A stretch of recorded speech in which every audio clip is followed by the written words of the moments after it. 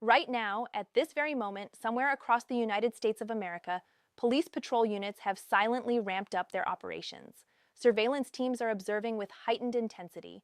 Federal intelligence agencies are actively tracking communications and chatter that the average citizen will never be privy to.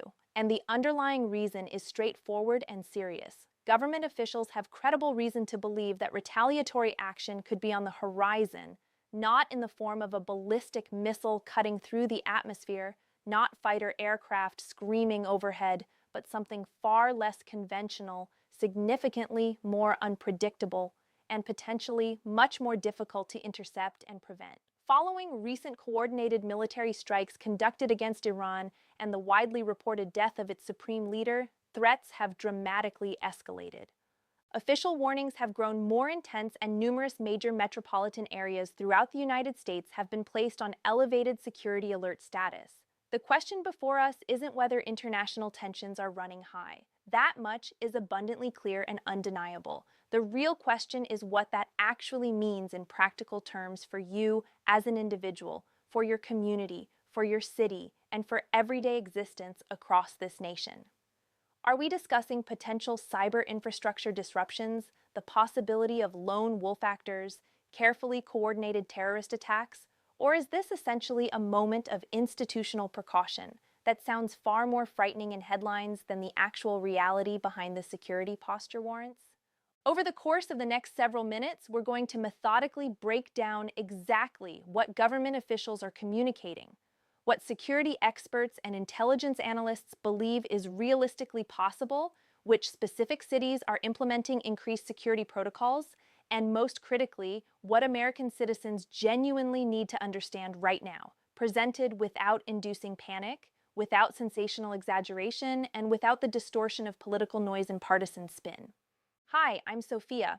If you're just discovering this channel, my focus centers on breaking down rapidly developing national security stories in a manner that's clear, calm, measured, and firmly grounded in what we actually know based on verified information, not simply what's trending on social media or generating clicks. There's an enormous amount of emotion surrounding this particular situation, and that's completely understandable. Words like retaliation and high alert immediately trigger fear responses in people, especially when they're directly tied to major American cities where millions live and work. But here's what genuinely matters in moments like these: the ability to separate possibility from probability, speculation from substantiated intelligence. In this video presentation, we're going to walk step by careful step through what specific actions triggered this current escalation, why subject matter experts are stating that a direct missile strike isn't the primary concern, what category of threat federal agencies are actually preparing their resources for, and what practical awareness, as opposed to uncontrolled panic, should realistically look like right now for ordinary Americans going about their lives. Because once you properly understand the specific type of threat that officials are genuinely focused on based on intelligence assessments, the entire picture starts to look substantially different from what panic-driven headlines might suggest. To genuinely understand why major cities are now operating under heightened alert status, we absolutely must start with examining what specifically triggered this escalation in the first place. The United States, operating alongside Israel, carried out coordinated military strikes specifically targeting Iranian assets and leadership. And multiple credible reports indicate that Iran's supreme leader, a figure who had maintained authoritarian power for literally decades, was killed in these operations. For Iran as a nation, that isn't simply a military loss on a tactical level. That represents a political earthquake, a symbolic devastation, and something deeply personal for many people inside the country who have known no other leadership. When a leader who has fundamentally shaped a nation's identity, foreign policy, and domestic governance for over 40 years is suddenly eliminated, the reaction is rarely quiet or measured. Almost immediately following confirmation of his death, Iranian government officials signaled their intention to pursue retaliation. President Trump publicly and forcefully warned Iran not to respond militarily, making it unambiguously clear that any counterattack would be met with overwhelming force. So now you have an extremely volatile equation developing in real time. A major military strike successfully executed confirmed high-value casualties, including the supreme leader himself, public warnings being exchanged from both sides, and global attention completely locked onto what happens in the coming days and weeks. That kind of environment naturally puts intelligence agencies on heightened edge and triggers increased defensive postures. But here's where this situation becomes substantially more nuanced than most sensational headlines would suggest to casual readers. When ordinary people hear the word retaliation, they often immediately picture conventional warfare scenarios. Missiles crossing oceans in dramatic fashion, large-scale military exchanges, battlefield scenarios reminiscent of historical conflicts. That's fundamentally not what experts in the intelligence and defense communities believe is likely here. In fact, multiple defense analysts with access to classified briefings have stated very clearly and explicitly that a missile launched directly from Iranian territory toward the United States mainland is extremely unlikely from both a technical and strategic standpoint. The sheer geographic distance alone makes that scenario extraordinarily complicated from a logistics perspective. And perhaps more importantly, from a practical defense standpoint, the United States maintains layered missile defense systems designed specifically and exclusively to intercept long-range ballistic threats. Between early detection satellite networks, naval-based defense systems positioned strategically worldwide, and ground-based interceptor installations, a direct ballistic strike scenario is simply not the realistic concern dominating security briefings right now in Washington. That's an important distinction because human fear tends to fill in information blanks with worst-case imagery drawn from movies and media. But national security strategy formulation doesn't operate on dramatic Hollywood scenarios or speculative fiction. It operates methodically on probability assessments, intelligence pattern analysis, and historical precedent. And the statistical probability of a missile flying from Iran into a U.S. city undetected and successfully striking its target is extraordinarily low, according to every credible defense analyst. Officials are not losing sleep over that particular scenario. What they are intensely focused on instead is something far less visible to the public eye and far more difficult to predict using conventional intelligence methods, because modern retaliation in asymmetric conflicts doesn't always look like tanks rolling and rockets firing. It often looks asymmetric in nature, indirect in execution, dispersed across multiple vectors, and sometimes carried out by radicalized individuals rather than uniformed militaries operating under direct state control. That fundamental shift from conventional warfare thinking to asymmetric threat assessment is the critical part that most people don't immediately see or understand. And it's the precise reason the conversation inside federal agencies sounds very different from what social media speculation and cable news pundits might suggest to generate ratings. The battlefield, if there even is one in traditional terms, would not likely be visible in the sky overhead. It would be far more subtle, more distributed, and harder to detect than that.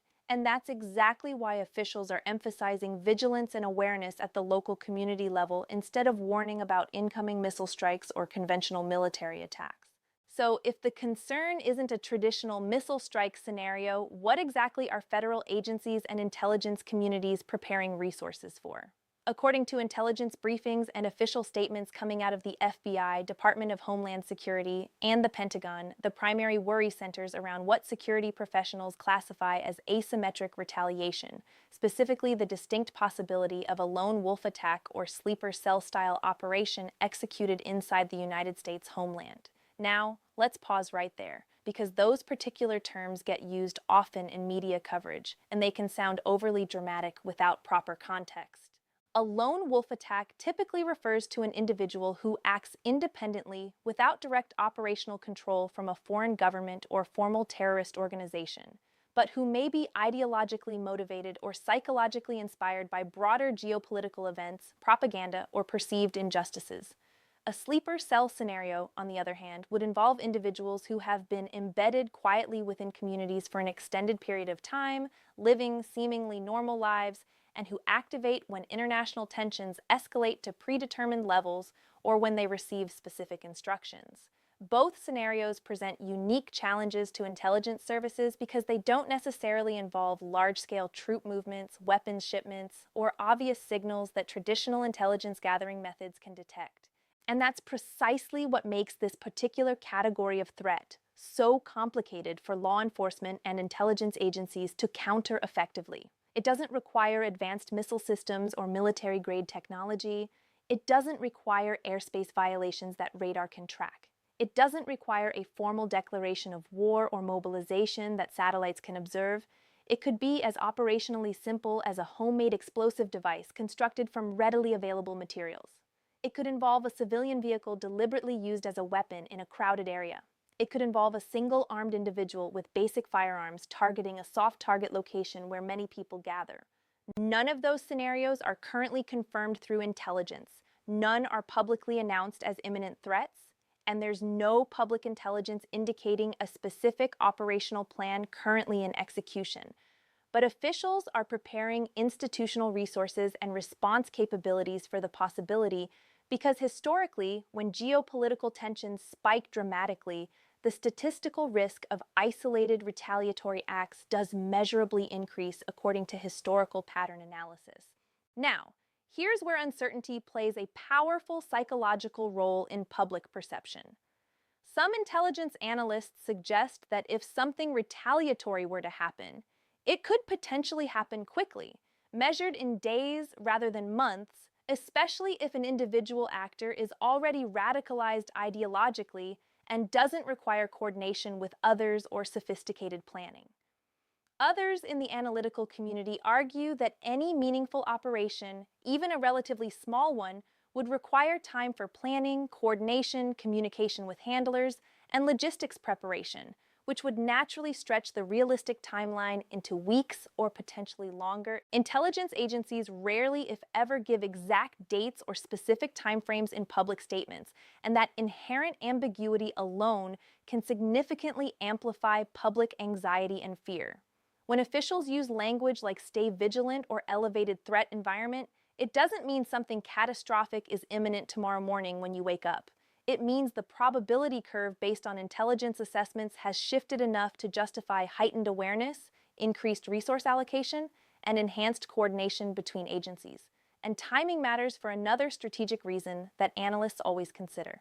A sophisticated attack, even a relatively small one in scale, often aims for maximum psychological impact on the population. That means targeting crowded environments where casualties would be highest, symbolic locations that carry emotional or political significance, or peak activity periods when disruption would cascade most dramatically.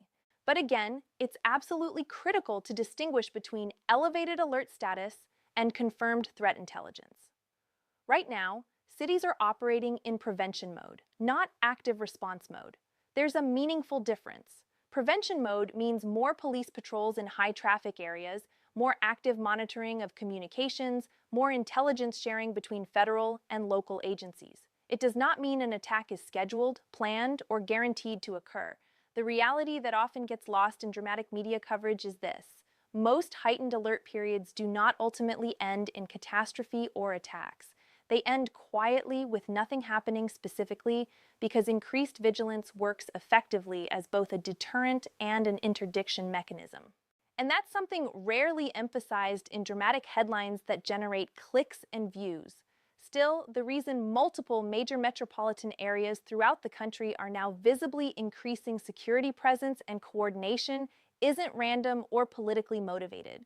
There's a clear strategic pattern to which cities are being prioritized for resources, and understanding that pattern helps bring substantial clarity to what's actually happening operationally and what comes next in terms of security posture. So, which cities specifically are actually on high alert status right now? According to federal guidance issued to state and local law enforcement and detailed briefings conducted with major metropolitan police departments, the focus is concentrated on major metropolitan hubs, places like New York City, Los Angeles, San Francisco, Dallas, Seattle, Washington, D.C., Chicago, and Miami. That particular list isn't random or arbitrary. These cities represent dense civilian populations, critical financial centers, major transportation hubs connecting the nation, important political landmarks, and in some cases, highly symbolic targets with global visibility and media attention. When security agencies prioritize limited resources and personnel, they strategically start where potential impact would be greatest from an adversary's perspective. Not because something specific is scheduled to happen there based on intelligence, but because those locations naturally carry higher strategic value from both a symbolic and practical disruption standpoint. What does high alert actually mean on the ground in practical operational terms? It means increased police patrols in high-traffic areas where people naturally congregate. It means more visible law enforcement presence near critical infrastructure like transit stations, bridges, airports, government buildings, and public gathering spaces. It means intelligence units coordinating more closely and more frequently with federal agencies and actively monitoring for unusual activity patterns.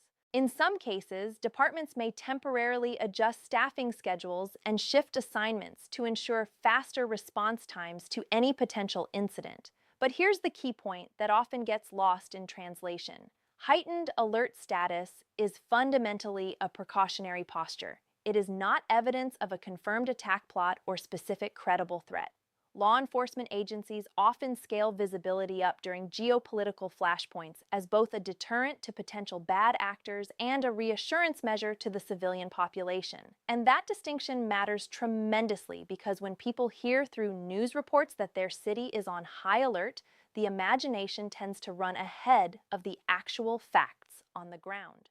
High alert is fundamentally about operational readiness. It's about closing potential security gaps before they're actually tested by adversaries. Historically, increased visibility and presence alone has prevented numerous incidents by discouraging would-be attackers who rely on surprise, soft targets, and vulnerability. So, while the language used in official statements sounds dramatic and concerning, the mechanics behind it are methodical, controlled, and based on established security protocols. Now, if you found this breakdown helpful so far in understanding the actual situation, this is an ideal time to make sure you're subscribed to this channel so you don't miss important Immigration Alert Center as this situation continues to develop in the coming days and weeks. My goal is consistently to keep you informed with clarity and context, not noise and speculation, as new verified information comes in from official sources. But there's another significant layer to this story that may actually be even more relevant to everyday Americans going about their daily lives. And it doesn't involve physical patrols on streets at all. It involves something most of us interact with every single day, our digital infrastructure and interconnected systems. Cybersecurity experts and digital threat analysts have been quietly but consistently emphasizing that if retaliation were to occur from Iranian proxies or sympathetic actors, the digital domain could very well be a primary arena of operations. And that's not mere speculation pulled from thin air or theoretical scenarios.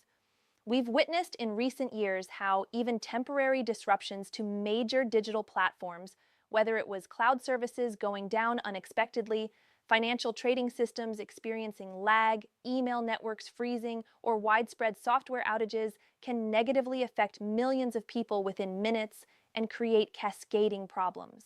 Think carefully about how dependent daily life has become on interconnected digital systems. Banks rely entirely on digital networks for transactions. Airlines rely on digital scheduling platforms for operations. Hospitals use digital records for patient care. Schools run on online communication tools and learning platforms. Even relatively short disruptions ripple outward quickly across sectors and create compounding problems. That's precisely what makes cyber operations attractive in asymmetric conflicts from a strategic perspective. They can create significant confusion and economic disruption without firing a single shot or crossing borders physically. They can frustrate populations, delay critical operations, and destabilize confidence without crossing the threshold into full military escalation that would trigger overwhelming response. Now, it's important to emphasize clearly there is no confirmed cyber attack currently disrupting U.S. infrastructure tied specifically to this situation, but cybersecurity analysts consistently warn that this particular domain remains a realistic pressure point during periods of heightened international tension. And interestingly, experts often note that timing in cyber operations is highly strategic rather than random. If someone were aiming to cause maximum disruption and psychological impact, they wouldn't logically choose a quiet weekend when offices are closed and trading floors are empty. They would likely choose a weekday during business hours when markets are actively trading, schools are in full session, and travel is peaking because the ripple effects would multiply exponentially across interconnected systems. That doesn't mean something is specifically scheduled for Wednesday at noon. It means disruption strategy if actually employed by adversaries, tends to aim for peak dependency windows when impact would be maximized, and understanding that strategic logic helps frame expectations properly. A cyber disruption, while certainly frustrating and potentially economically costly, is not the same category of threat as a mass casualty attack on civilians. It's disruptive and destabilizing, not necessarily deadly or physically destructive, and in many strategic ways, it's designed more for psychological impact and economic pressure than causing physical harm to individuals. So as we move forward in analyzing this situation, the focus for security professionals isn't just on streets and skylines and visible threats. It's also intensely on servers, networks, communication systems, and digital gateways that quietly power modern life but remain invisible to most people. And that broader battlefield, encompassing both physical and digital domains, is where this situation becomes substantially more complex than a single dramatic headline can possibly capture or convey accurately. If cyber retaliation were to happen in some form, experts consistently point to one key strategic factor: disruption timing and target selection. Not because anyone has circled a specific date on a calendar based on intercepted intelligence, but because strategic impact depends entirely on when systems are most relied upon by the maximum number of people and institutions. Middle of the week, markets open and actively trading, schools operating at full capacity with students present, corporate networks active with employees working, travel schedules dense with people in transit. That's when even a relatively short outage can cascade dramatically across multiple sectors simultaneously. Flights get delayed, creating transportation chaos, financial transactions stall, creating economic uncertainty, communication platforms freeze, creating information vacuums. And while none of that automatically translates into direct physical harm to individuals, it can generate widespread confusion extremely fast. And confusion in moments of geopolitical tension spreads anxiety and fear even faster than verified facts can travel through official channels. We've seen versions of this scenario before in non-hostile contexts. Cloud services go down unexpectedly, and millions can't access email or store data. Trading platforms experience lag, and investors panic, and markets become volatile. Software updates malfunction, and airports slow to a crawl, affecting thousands of travelers. Those weren't deliberate acts of war or terrorism, but they clearly demonstrate just how interconnected and interdependent daily life has become on digital infrastructure. That interconnectedness is simultaneously both a tremendous strength that enables modern life and a potential vulnerability that adversaries study carefully. So when cybersecurity officials talk about preparedness and resilience, they're not dramatically predicting catastrophe or fear-mongering. They're soberly acknowledging operational reality. A digital shockwave can travel nationwide in literal seconds through interconnected networks. The encouraging news is that agencies and private sector infrastructure teams are extremely well aware of that risk profile, and cyber defense has become one of the most heavily funded areas of national security over the last decade, with billions invested. Redundancies exist in critical systems. Backup systems exist for essential operations. Rapid response protocols exist and are regularly tested, but no system is completely invulnerable to determined sophisticated adversaries. And that's fundamentally why awareness matters for ordinary citizens. At the same time, events unfolding overseas in the Middle East add another concerning layer to the overall tension. In parts of the region, protests have erupted near U.S. embassies and consulates.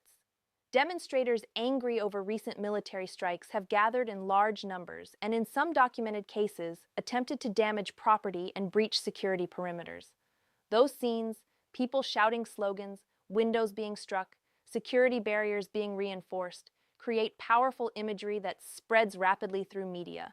But it's critically important to separate symbolic unrest abroad from imminent threat at home on U.S. soil. Protests outside embassies, while certainly concerning and requiring security response, are not the same category as coordinated domestic operations within the United States.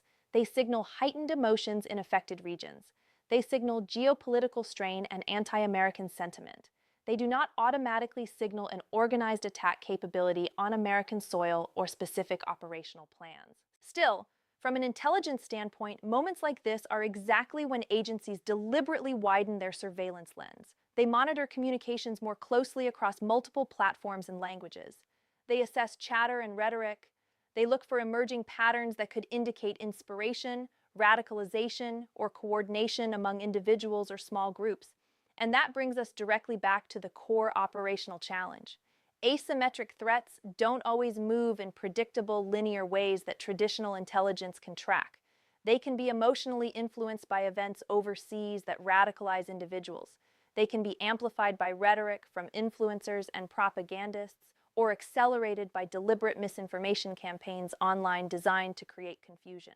And in today's hyperconnected digital environment, misinformation itself can function almost like a force multiplier in conflicts, spreading fear rapidly, distorting facts before corrections can reach audiences, and convincing people that something catastrophic is actively happening even when there's no verified evidence supporting it. That's precisely why measured analysis and critical thinking become essential right now, because the space between possibility and probability is where most public anxiety lives, and understanding that gap clearly is what allows you to stay properly informed without being emotionally overwhelmed. Adding to the seriousness of this particular moment are confirmed reports that 3 U.S. service members have been killed amid the escalating conflict in the region. Whenever American military personnel are lost in hostile action, the strategic calculus shifts measurably. It's no longer just about warnings and rhetoric being exchanged. It becomes about response, deterrence, and demonstrating national resolve. Historically, when U.S. forces suffer casualties tied to geopolitical adversaries or their proxies, some form of counteraction follows with high probability. That doesn't always mean large-scale military escalation or invasion, but it does mean the pressure increases substantially on decision makers. And pressure in international standoffs can create a dangerous cycle. Action prompts response, which prompts counter-response, with each side signaling strength to domestic and international audiences, each side attempting to avoid appearing weak or irresolute. That cycle is extremely delicate to manage. And in delicate cycles, miscalculations become one of the biggest risks to stability. This is where deterrence theory comes into strategic play. The idea that by projecting overwhelming military capability and resolve, you discourage further aggression from adversaries. President Trump has made multiple public statements indicating that no additional threats against the United States or its interests will be tolerated, and that any further aggression would be met decisively with overwhelming force. From a strategic communication standpoint, that messaging is primarily intended to prevent escalation, not provoke it, despite how it may sound to casual observers. The goal of strong language in moments like this is often to draw a line so clearly and publicly that the other side hesitates seriously before crossing it and triggering consequences. But deterrence only works effectively if both sides genuinely believe escalation would carry unacceptable consequences for their interests. And belief in geopolitics can sometimes be influenced as much by emotion, pride, and domestic political pressure as by cold, rational calculation.